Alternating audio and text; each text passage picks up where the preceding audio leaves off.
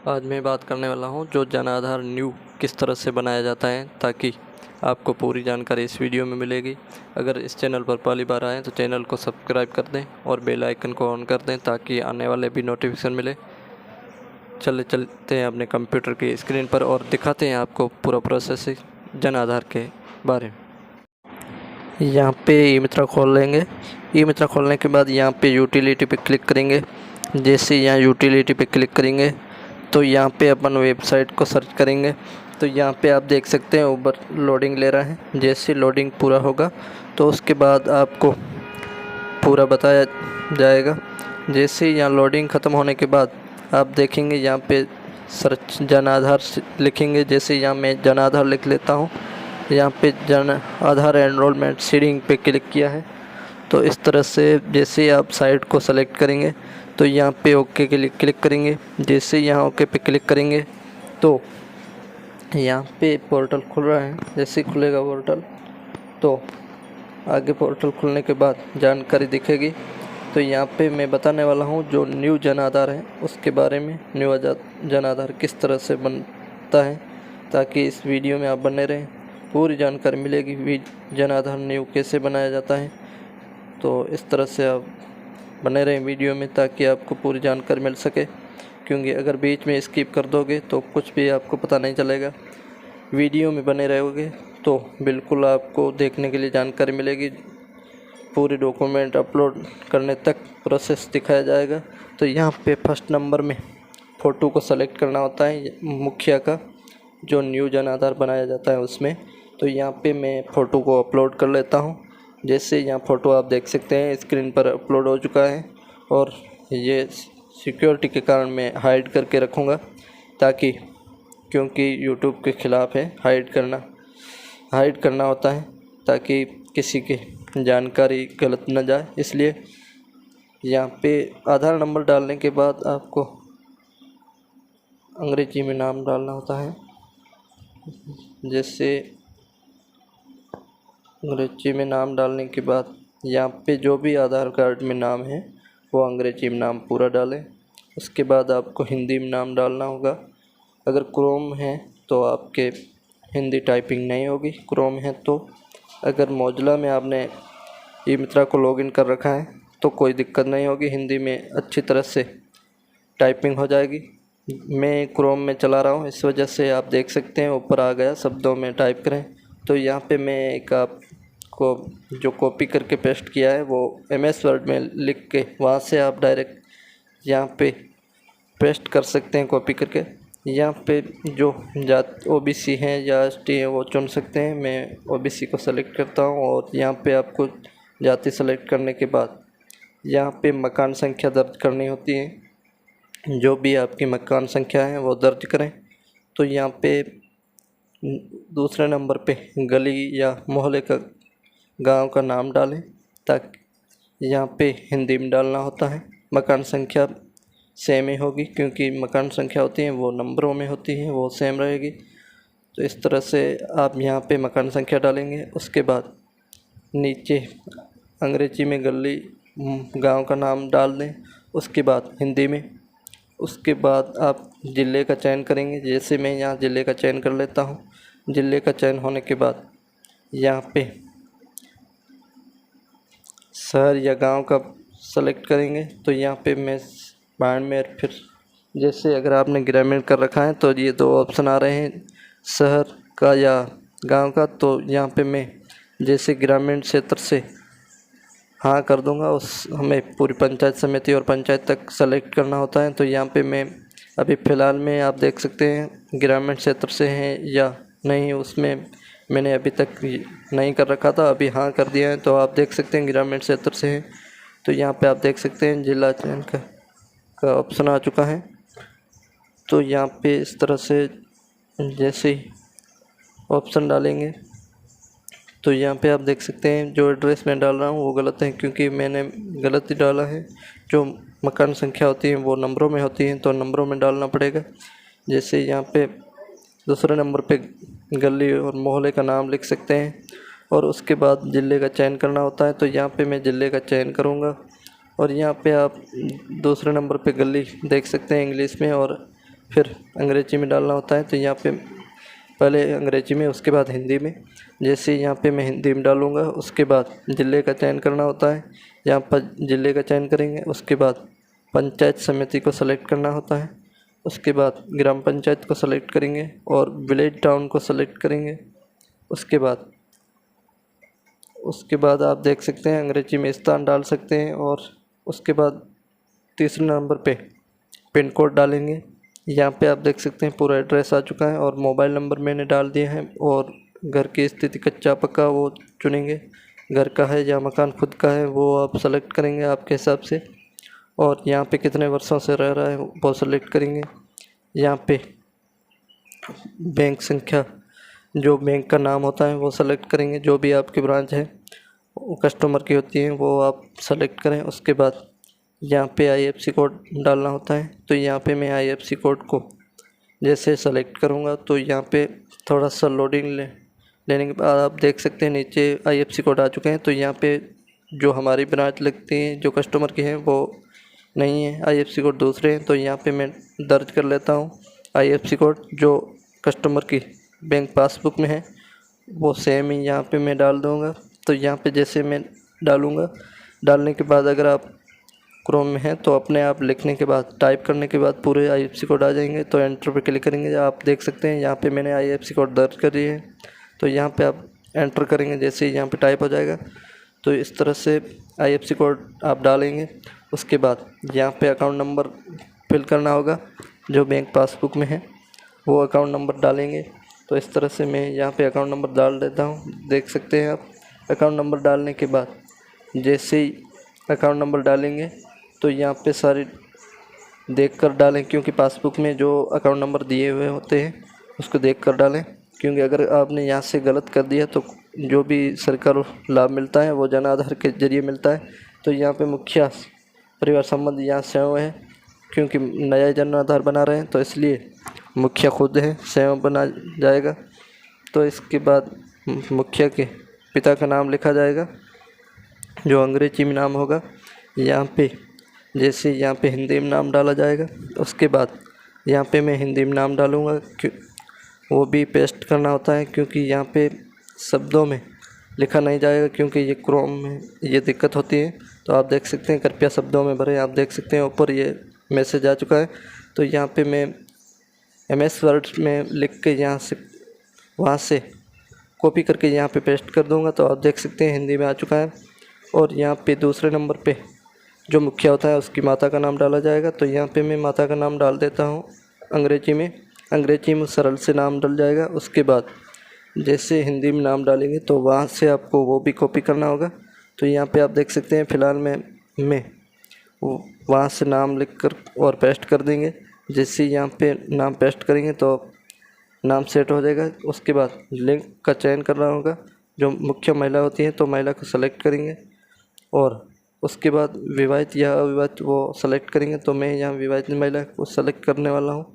तो यहाँ पे आप देख सकते हैं जैसे उसके बाद जन्म डेट सेलेक्ट करना होता है।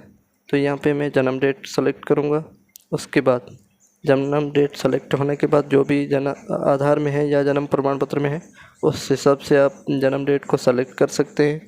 तो यहाँ पे मैं जन्म डेट को सेलेक्ट कर लेता हूँ, जो आधार के अनुसार है वो। इस तरह से जन्म डेट को सेलेक्ट किया जाएगा। और उसके बाद अगर आपने विवाहित चुना है तो उसके पति का नाम डालना होगा अंग्रेजी में, उसके बाद हिंदी में। तो यहाँ पे उसके पति का मैं नाम डाल देता हूँ अंग्रेजी में। जैसे यहाँ पे मैं अंग्रेजी में नाम डालूँगा, उसके बाद अंग्रेजी में नाम डालने के बाद जो भी नाम है वो देखकर डाल सकते हैं। आपके पास आधार होगा, उसमें देखकर नाम डालें ताकि आपको कोई मिस्टेक ना हो। न्यू जन आधार है वहाँ से क्लियर डॉक्यूमेंट लगाकर अप्लाई करें ताकि कोई दिक्कत ना आए बनने में। तो यहाँ पे आप देख सकते हैं मैंने इंग्लिश में नाम डाल दिया। उसके बाद जो भी उसकी कक्षा है वो आप डाल सकते हैं, जो मुखिया है कितनी पढ़ा हुआ है, उसके कितनी कक्षा में पढ़ चुका है तो वो आप वहाँ पे डाल सकते हैं जन आधार में। यहाँ पे मैं हिंदी में नाम डाल दूँगा जो पति का। जैसे यहाँ पे इंग्लिश में डाल रहे हैं तो इंग्लिश में नहीं चलेगा, यहाँ पे मैं फिर वही सेम प्रोसेस अपनाने वाला हूँ, जो वहाँ से कॉपी करके यहाँ पेस्ट कर लूँगा। तो आप देख सकते हैं हिंदी में इस तरह से नाम लिखा जाएगा। तो यहाँ पे अभी आपको नीचे नाम शो हो रहे हैं, वो उनमें से कोई भी अगर नाम सेलेक्ट करोगे तो हो जाएगा, ताकि आप देख सकते हैं यहाँ पे एरर आ चुका है। तो यहाँ पे मैं वहाँ से कॉपी करके यहाँ पेस्ट कर लूँगा। यहाँ पे मैं पेस्ट कर लूँगा। यहाँ पे हिंदी में आप देख सकते हैं नाम मैंने वहाँ से कॉपी करके यहाँ पेस्ट कर लिया। उसके बाद व्यवस्था चुनेंगे, जो भी वो गृहिणी चुन लेते हैं, मैं यहाँ पे गृहिणी चुन लेता हूँ। उसके बाद यहाँ पे आपको आय डालनी होती है, तो यहाँ पे मैंने आय डाल दी और यहाँ पे भारतीय निवासी पे क्लिक करूँगा। तो यहाँ पे आप देख सकते हैं भारतीय निवासी पे क्लिक करेंगे। यहाँ पे जैसे मैं क्लिक करूँगा, भारतीय निवासी पे क्लिक करने के बाद यहाँ पे आप देख सकते हैं राशन कार्ड का प्रकार ऑटोमेटिक सेलेक्ट कराएगा और यहाँ पे संख्या डालेंगे जितने भी मेंबर हैं जन आधार में। तो यहाँ पे मैं फ़िलहाल में 2 मेंबर हैं उसका बनाने वाला हूँ, तो यहाँ पे 2 मेंबर को सेलेक्ट करूँगा और सदस्य जोड़ने पे क्लिक करूँगा। तो जैसे ही यहाँ पे आप सदस्य जोड़ने पे क्लिक करेंगे तो यहाँ पे आप देख सकते हैं मकान संख्या और हिंदी में डालें। तो इसमें आप देख सकते हैं यहाँ पे मैंने गलत कर लिया, क्योंकि जो मकान संख्या होती हैं वो मैंने टाइपिंग कर लिया था, ताकि इसमें दिक्कत आ रही है। तो दोबारा से मैं यहाँ पे सही करके जैसे सदस्य जोड़े पे क्लिक करूँगा तो आप देख सकेंगे वहाँ से डायरेक्ट ओके हो जाएगा। तो यहाँ पे मैंने पिन कोड भी नहीं डाला था, तो यहाँ पे मैं पिन कोड डाल देता हूँ। यहाँ पे पिन कोड डालने के बाद जैसे यहाँ पे पिन कोड डाल दिया, उसके बाद आप देखेंगे यहाँ पे सारी डिटेल भरी हुई है। जो मकान संख्या ऊपर दिखाई दे रहा है वहाँ पे फ़िलहाल में मैंने अभी नाम डाल दिया है, तो वो हटाकर मुझे मकान संख्या डालनी होगी। तो यहाँ पे फिर से मैंने क्लिक किया है, फिर वही सेम आ रहा है एरर। तो आप देख सकेंगे वहाँ पे जैसे यहाँ पे मैं नंबरों में मकान संख्या डालूँगा उसके बाद ही आगे बढ़ने का प्रोसेसिंग होगा। तो यहाँ पे आप देख सकते हैं ऊपर दिखाई दे रहा है जो ग्रामीण क्षेत्र के आसपास में आपको दिखाई दे रहा है। तो यहाँ पे पूरा एक बार फिर से फॉर्म को चेक करके दोबारा से मैं जैसे सदस्य जोड़ने पे क्लिक करूँगा तो फिर भी वही सेम एरर आएगा। तो उसके बाद जैसे ही वहाँ से आप नंबरों में वो डालेंगे तो उसके बाद यहाँ पे आप देख सकते हैं मकान संख्या वो क्लियर लिखा आ रहा है।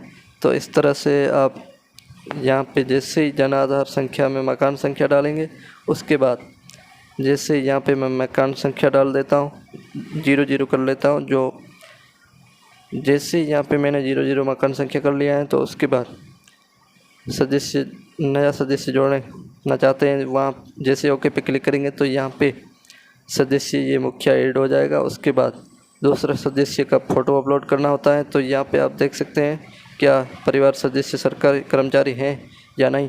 तो इसमें से कोई कर्मचारी नहीं है, तो यहाँ पे मैं नहीं पे सेलेक्ट करूँगा। उसके बाद जो दूसरा मेंबर है उसका फ़ोटो को अपलोड कर लूँगा। तो जैसे ही यहाँ पे फ़ोटो अपलोड करूँगा उसके बाद यहाँ पे मैं नाम डाल दूँगा अंग्रेजी में, उसके बाद हिंदी में डालना होता है। तो यहाँ पे मैं हिंदी में नाम डालूँगा। जैसे हिंदी में नाम डालने के बाद वो सेम प्रोसेसिंग पेस्ट करने वाला होगा, जो क्योंकि क्रोम में ये सिस्टम फ़िलहाल में नहीं आ रहा है, जो हिंदी में टाइपिंग होती है वो नहीं हो रही। तो यहाँ पे मैंने कॉपी करके पेस्ट कर लिया। यहाँ पे मुखिया से संबंध चुनना होता है, तो यहाँ पे पति पत्नी को सेलेक्ट कर लिया मैंने। यहाँ पे जो फादर नेम होता है इंग्लिश में डालेंगे, तो यहाँ पे मैं इंग्लिश में नाम डाल दूँगा फादर का। जैसे इंग्लिश में नाम डालने के बाद हिंदी में नाम डालना होता है। तो यहाँ पे आप देख सकते हैं यहाँ पे मैं अंग्रेजी में नाम डाल रहा हूँ। जैसे यहाँ पे नाम डाल दूँगा उसके बाद हिंदी में डालना पड़ेगा। जैसे यहाँ पे मैंने जो भी आधार के अनुसार नाम है वो लिख लिया, उसके बाद हिंदी में नाम डालूँगा। तो यहाँ पे मैं हिंदी में नाम डाल देता हूँ।